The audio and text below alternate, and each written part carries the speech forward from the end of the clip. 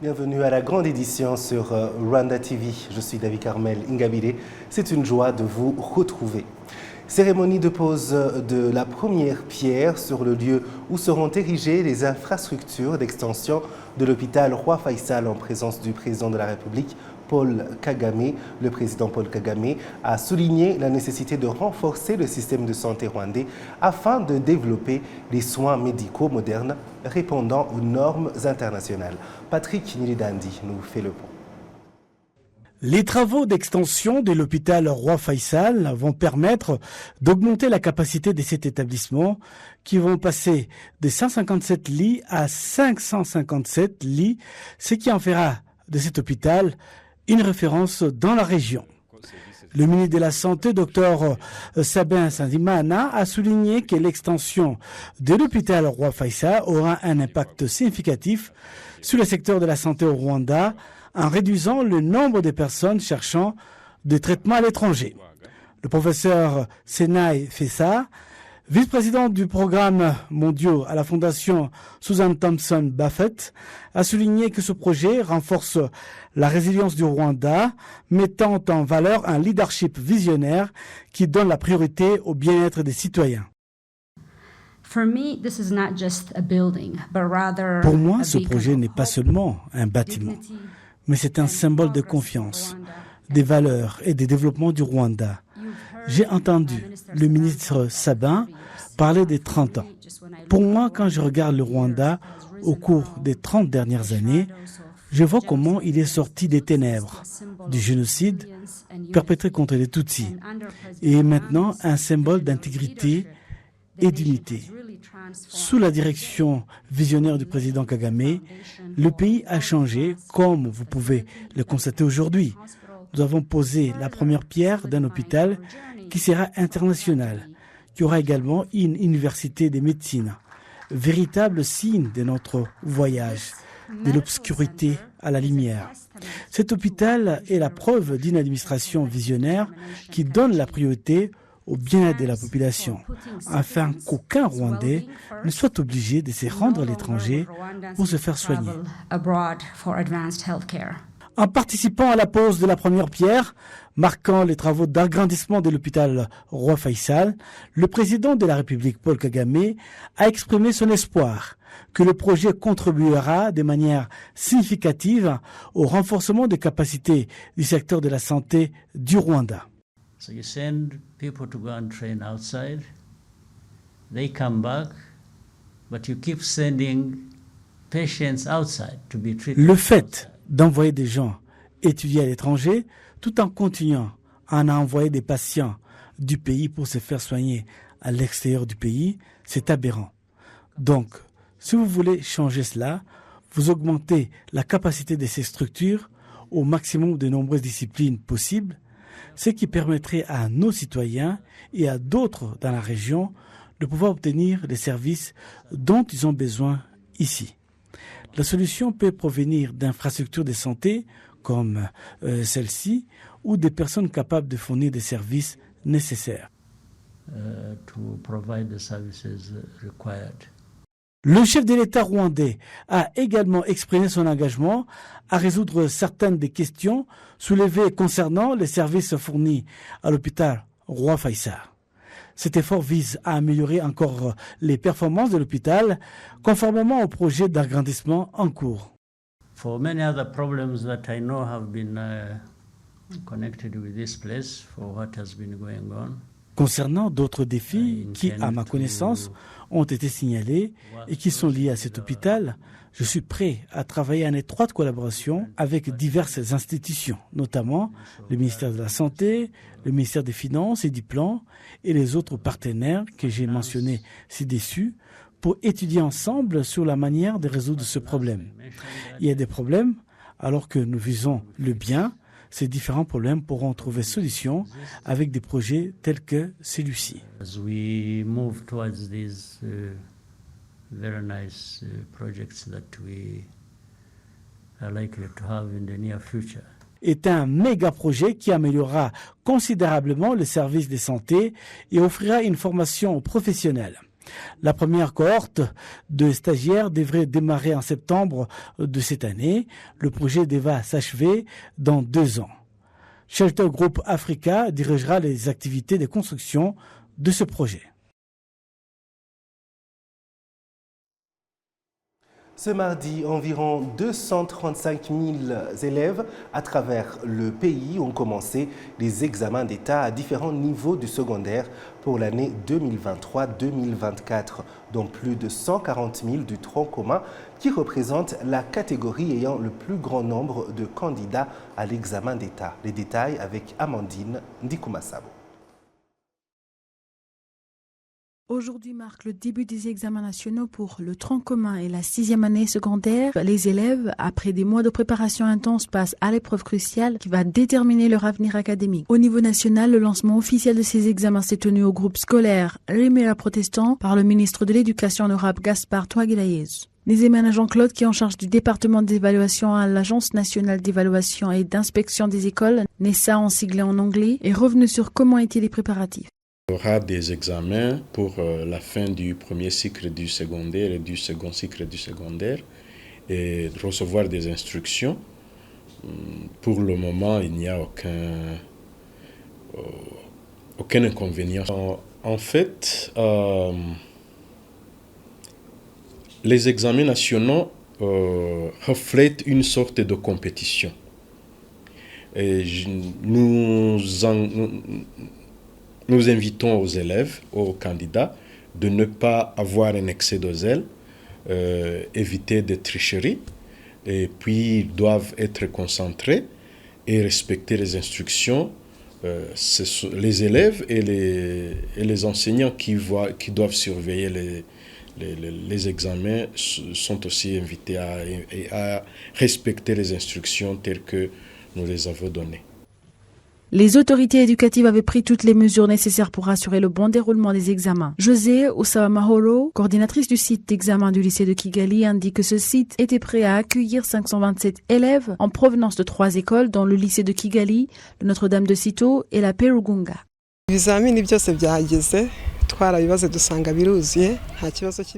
Tous les examens étaient prêts et les questionnaires étaient au complet, on a tout vérifié. Il n'y a aucun problème et tout le monde était bien préparé en termes d'instructions et relatives. Les élèves étaient tous invités à respecter strictement les instructions et à ne pas céder à la tentation de tricherie. Les mesures de surveillance ont été renforcées pour garantir l'intégrité des épreuves. Selon l'Agence nationale d'évaluation et d'inspection des écoles NESA, les élèves qui ont commencé ce mardi les examens d'État sont au nombre de 143 842 du tronc commun, 56 537 de la 6e année et 4 068 des écoles normales, 30 922 des écoles professionnelles et techniques, ainsi que 203 des soins infirmières.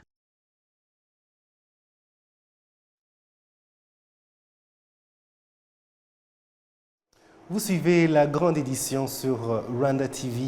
Rendons-nous à présent en district de Gakenke à la rencontre d'un groupe de jeunes ayant reçu une formation en matière technologique à l'étranger.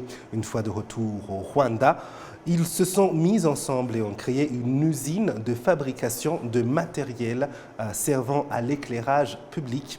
Ils ont choisi de lancer cette initiative dans leur ville natale afin de contribuer à leur manière au développement et à la valorisation des infrastructures locales. C'est un récit de Patrick Nilidandi. À l'intérieur de l'usine où ces jeunes assemblent des lampadaires se trouvent des machines électriques et divers équipements importés depuis l'étranger. Moragné Songa Joshua explique que les lampes qu'ils produisent sont uniques en raison de leur utilisation de l'énergie solaire qui est respectueuse de l'environnement.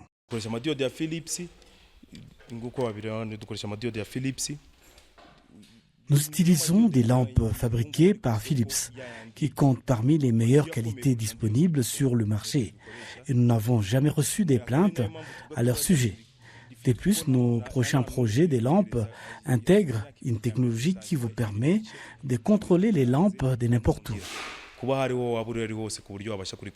En 2022, un groupe de jeunes diplômés en technologie a lancé une entreprise dénommée Manufacture Efforts and Grid Integrity basé en district de Gakenke, spécialisé dans l'assemblage des lampadaires. Ils ont désormais étendu leurs activités à l'importation d'équipements et ont commencé à fabriquer des lampes d'intérieur. Moulani Songa Joshua souligne son engagement en faveur des solutions d'éclairage respectueuses de l'environnement et une vision positive pour l'avenir. Nous passons de l'assemblage à la fabrication parce que nous avons commencé par l'assemblage. Nous nous concentrons désormais sur l'obtention du capital nécessaire pour nous lancer dans le secteur manufacturier. Notre objectif est que 85% de nos produits soient fabriqués localement au Rwanda. Bien que l'initiative ait commencé avec seulement 3 personnes, ils ont depuis embauché d'autres jeunes diplômés en technologie. Les nouveaux employés déclarent acquérir quotidiennement des connaissances et une expérience précieuse contribue ainsi à leur croissance professionnelle. Nous avons appris beaucoup de choses car récemment, nous avons même suivi des formations en matière des finances. C'est vraiment sympa car nous avons eu un retour positif. Malgré leur engagement en faveur du développement personnel et de la création d'emplois, ces jeunes sont confrontés à des défis dus au manque d'électricité, ce qui prolonge leurs heures de travail. Le maire du district de Gakenke, Mukanda Isenga Vestine, s'est engagé à aider à résoudre ce problème pour soutenir les efforts. Je parlerai avec les responsables du REG pour m'assurer qu'ils disposent d'une électricité adéquate. Ces jeunes ont commencé à identifier les opportunités de marché dans le secteur public et privé pour leurs lampadaires assemblés.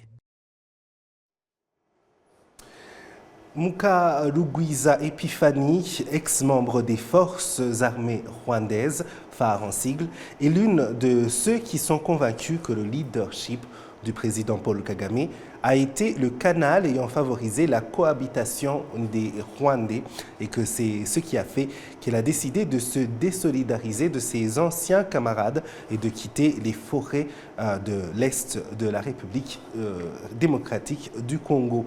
Kassim Youssouf nous en dit plus. En 1992, Mukarugwiza Epiphanie a rejoint la force armée rwandaise défaite.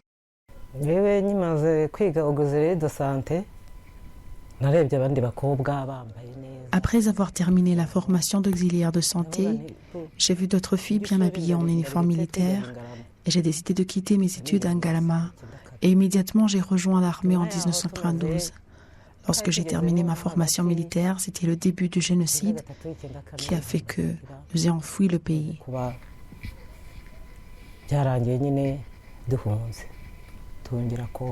Après sa formation militaire, Mukarugwiza Epiphanie est resté à Gako jusqu'à ce que le régime de l'ex-président du Rwanda, Juvenal Habyarimana, a mis en exécution le plan du génocide perpétré contre les Tutsis.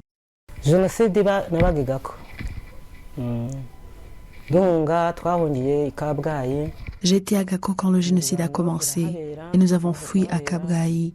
Après, nous sommes allés à Bikogwe et puis Nyamela-Mihigo et on est entré au Congo.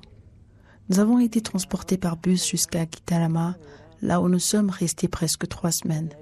Il y avait des attaques pendant la nuit. Après avoir été défaits par les soldats d'APR, nous avons fui vers le Zaïre sans véhicule et nous nous sommes dispersés, certains ici et d'autres là-bas.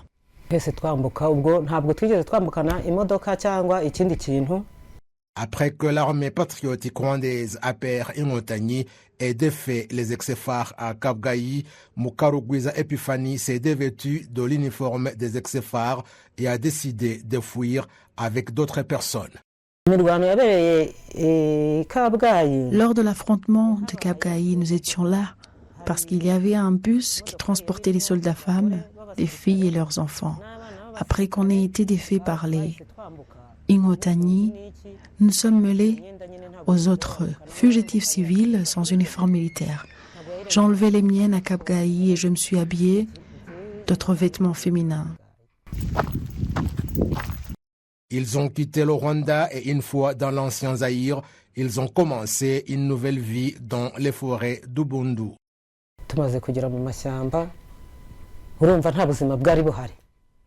Dans les forêts, il n'y a pas de vie. Personne ne nous a amenés dans les forêts de Massissi.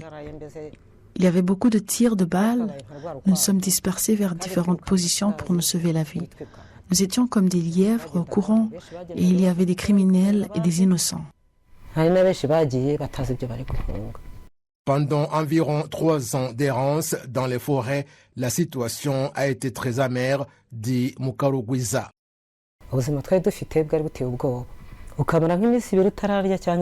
La vie que nous menions là était terrible. Là où on peut passer 2 ou 3 jours sans manger. Nous mangions des fruits sauvages et des cannes à sucre. Nous étions comme des hyènes vivant dans des trous.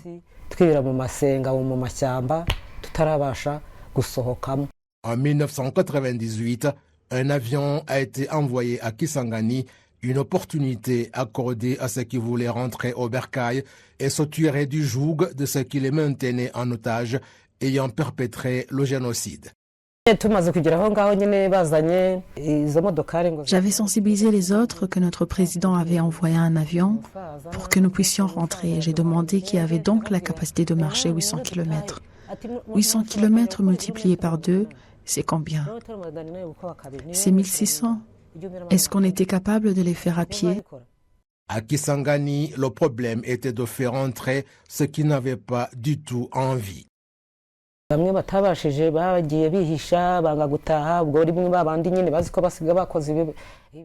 y avait certains qui refusaient de rentrer au Rwanda et se cachaient dans les toilettes. Les autorités nous demandaient où les autres se cachaient parce que le nombre de ceux qui devaient rentrer était totalement différent de celui qu'ils avaient enregistré. Ils connaissaient ceux qui avaient commis le génocide. Après les avoir trouvés, on les emmenait jusqu'à l'aéroport. Mukarugwiza Epiphanie félicite le leadership du président Paul Kagame car c'est grâce à lui qu'ils ont quitté les forêts et ont rejoint d'autres Rwandais pour construire ensemble le Rwanda.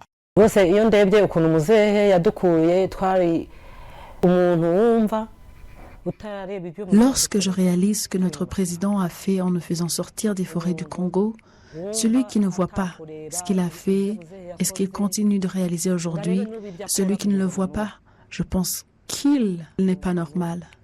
Je suis bien au Rwanda, de tous les Rwandais où règne la paix, la sécurité grâce au leadership du président de la République.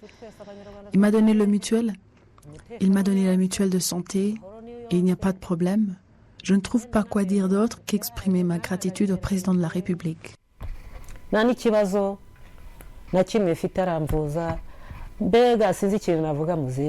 S'appuyant sur la paix et la sécurité dont elle est témoin depuis son arrivée au Rwanda, Mukarugwiza Epiphanie adresse un message à ceux qui ne se sont pas encore résolus à rentrer. Ce que je peux dire à tous ceux qui se cachent dans la forêt, c'est de rentrer au Rwanda parce que partout c'est la paix. Il n'y a pas de problème, aucun problème. Ils peuvent rentrer chez eux pour collaborer avec les autres et ainsi construire la nation. Mukarugwiza Epiphanie est maintenant presque quinquagénaire. Elle est née dans l'ancienne commune de Ngoma, actuel secteur de Tumba, en district de Huye, mais réside aujourd'hui à Tasemakamba, dans le secteur de Kiwungo, en district de Ngoma. C'est la grande édition sur la télévision rwandaise. Parlons santé. Cette fois-ci, les pneumologues préviennent les populations vivant dans les zones où la poussière est abondante de faire attention à ses effets durant cette saison sèche, car elle peut causer des problèmes de santé tels l'asthme et l'insuffisance respiratoire. Les utilisateurs et la population vivant aux abords de la route en latérite partant d'Izindiro vers Masisi, Birembo et Gassanze en district de Gasabo indiquent avoir du souci suite à la poussière que cette route dégage et qui peut être la cause de la recrudescence des maladies respiratoires.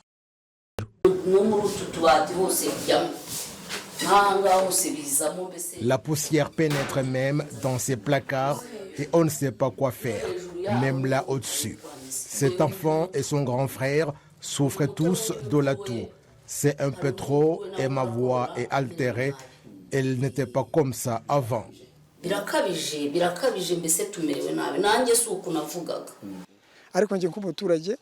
Moi, en tant que citoyen, si je considère mon domicile et ma propre personne et compte tenu de ce que nous voyons, même si aujourd'hui on n'a pas de problème suite à cette poussière, ça pourrait être possible demain ou après-demain.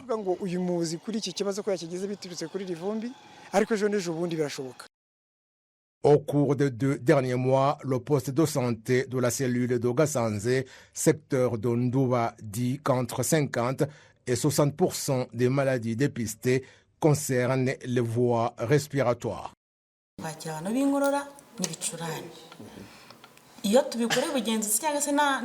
La plupart des patients que nous accueillons souffrent de la toux et de la grippe. Le contrôle et même les statistiques dont nous disposons montrent que la cause de ces maladies est la poussière ou les effets du climat actuel, et cela veut dire qu'entre 50 et 60% des personnes que nous accueillons sont affectées par la toux et la grippe.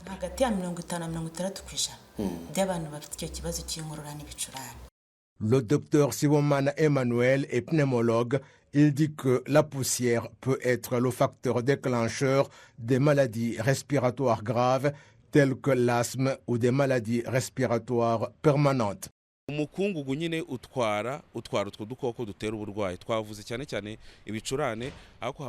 poussière déplace des bactéries responsables de ces maladies, notamment la grippe, et il y a des asthmatiques qui ont de la peine pendant la période de poussière abondante qui réveille la maladie.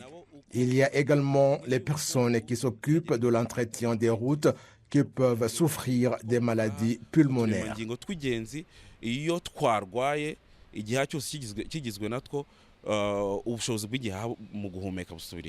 Le docteur Sibomana d'ajouter que pour se prémunir contre des situations critiques que la poussière pourrait provoquer, l'hygiène permanente du corps s'impose et verser de l'eau, surtout près des maisons d'habitation.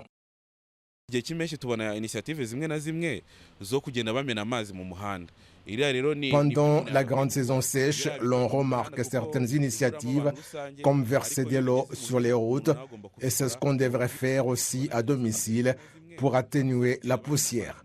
Plus elle est peu abondante à l'extérieur, plus elle l'est à l'intérieur, là où nous gardons les ustensiles essentiels.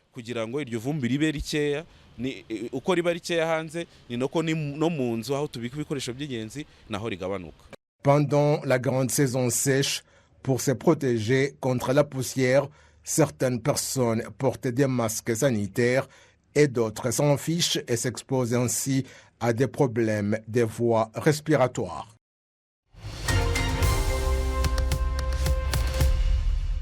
Et voilà, c'est tout pour cette grande édition. Merci de nous avoir suivis. Je remercie toute l'équipe qui m'a aidé à la préparer.